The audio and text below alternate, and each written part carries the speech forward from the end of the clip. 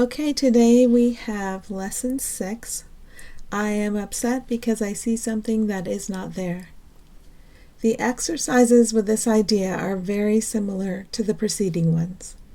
Again, it is necessary to name both the form of upset, anger, fear, worry, depression, and so on, and the perceived source very specifically for any application of the idea.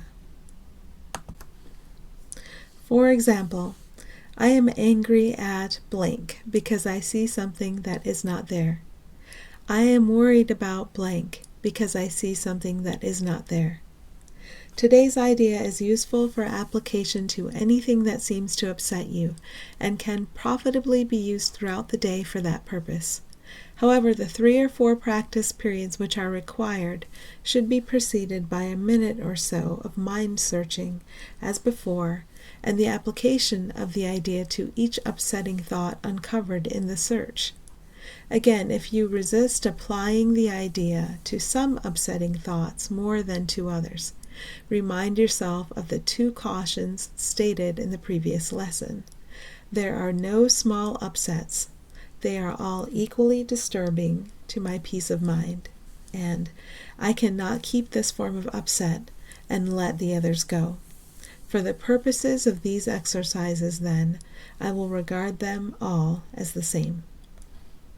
And I can say from experience that paying attention to these upsets instead of trying to, stuff them down or just going right into reaction, paying attention and finding what I just believed and looking beyond that or within to the peace that is in me and finding that in everyone and everything, that has been a tremendous relief and a tremendous help. So this exercise points straight toward it, and I find it very helpful.